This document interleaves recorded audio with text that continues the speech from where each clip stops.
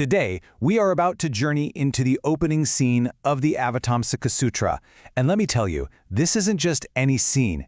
It's one of the most magnificent, mind-bendingly vast visions in all of world literature.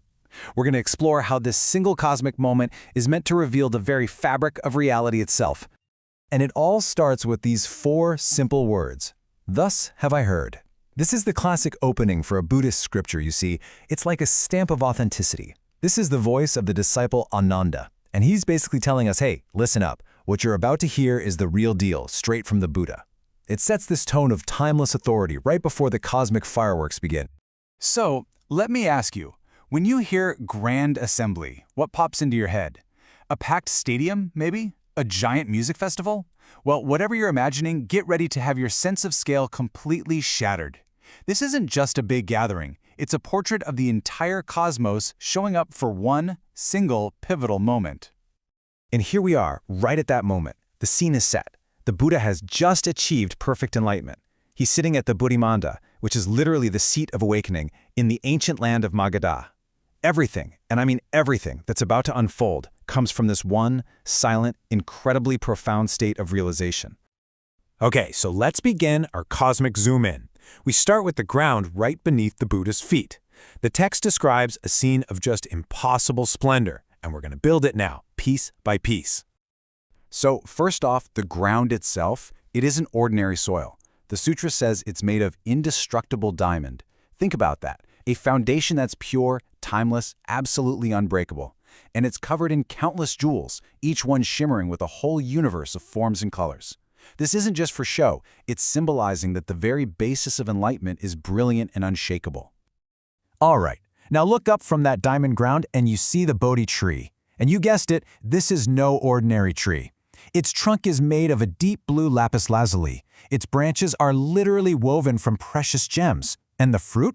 They're called mani jewels, wish-fulfilling gems that are pulsing with their own inner light, and from that glow, they rain down even more jewels. Just incredible. And at the very center of it all, we have the Buddha's seat, the lion throne. It's described as a stage built from those same glowing mani jewels draped in nets that are woven from lotus flowers. You see the pattern here, right? The throne, the ground, the tree, every single thing is a manifestation of purity, of light, and of the boundless nature of an awakened mind. Now, let's zoom in on the central figure himself, the Buddha. The Sutra has to get really creative here, using some amazing metaphors to even try and describe the state of perfect enlightenment. So, how do you describe a being who has gone beyond all limits? Well, the Sutra compares the Buddha to empty space. Think about it. Space holds everything, mountains, clouds, good, bad, and it doesn't judge any of it. In the same way, the Buddha's enlightened mind holds all of reality with this perfect, impartial embrace. This is not a person sitting on a throne in any way we can understand. The text says his physical form fills all of existence. His voice can be heard in every corner of the cosmos, all at the same time. And his wisdom isn't just for right now. It cuts through the past, present, and future as if they were all just one single moment. And just when you think you've got your head wrapped around that, the text drops this on us. In a single pore of his skin, you can see all the worlds of the entire cosmos, perfectly without anything getting in the way. This right here introduces a huge theme of the Sutra. The infinitely large is contained within the infinitely small. Wild, right? Okay, so from the Buddha, we start to zoom out again to see who else is here, and this is key. It's not a solitary enlightenment. The very first circle of this assembly is made up of bodhisattvas, these incredible beings dedicated to awakening, and their number is just, well, it's staggering. So how many are there? The text gives us this number, as numerous as the atoms in 10 Buddha worlds. Now pause and think about that. Not 10 planets, not 10 galaxies. The number of individual atoms in 10 entire cosmic systems. It's a number that's literally meant to be incomprehensible. It's supposed to break your brain a little. But this vast, vast ocean of beings isn't just an anonymous crowd. It's led by incredible figures like Samantabhadra or Universal Virtue, and others with these beautifully poetic names like Universal Light Lion Banner. These are the chief disciples, the leaders of this unbelievable cosmic congregation. Now, this is a really crucial point. These beings aren't just an audience watching a show. They are co-participants. The sutra makes it very clear that they all practiced together with the Buddha for countless ages. They share in the very same ocean of virtue and wisdom. So in a very real way, his enlightenment is their enlightenment too.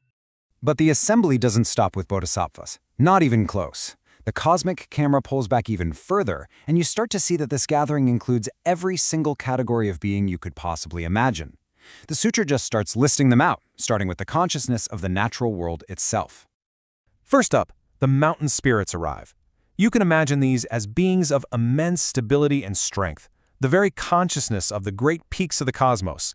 They're like the ancient, enduring witnesses to time itself, and they're here. And then come the river spirits. They govern all the flowing, dynamic waters of all the worlds. They represent that constant current of life and connection. And of course, they are also present to witness this moment of universal awakening. The elements themselves are here. The fire spirits show up, who are said to burn away all afflictions. They're joined by the wind spirits, whose purpose, the text says so beautifully, is to scatter the mind of arrogance. You know, even time itself gets a seat at the table. The spirits of the night and the day are present, which shows that this event, this enlightenment, isn't bound by the tick-tock of a clock. It completely transcends it.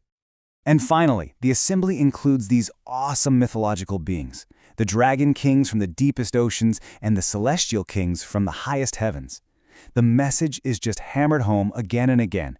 Everyone is here. Not a single being in the entire cosmos is left out.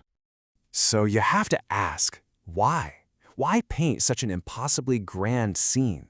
What is the ultimate point of this whole cosmic spectacle? Well, this entire vision is designed to illustrate one single powerful core teaching.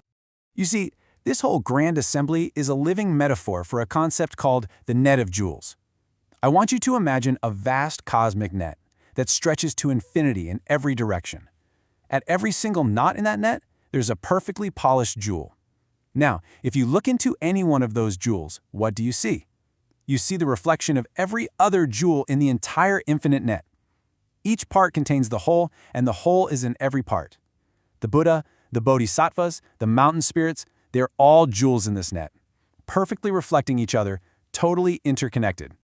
And that's what brings us to the final takeaway. This isn't just some beautiful, ancient poetry. It's a direct challenge to how we see everything. If a single pore of skin can contain all worlds, if one jewel reflects all the others, if a single speck of dust contains the entire cosmos, what does that say about the world around us? And maybe more importantly, what does that say about us? And that is the profound question the Avataṃsaka Sutra leaves us with.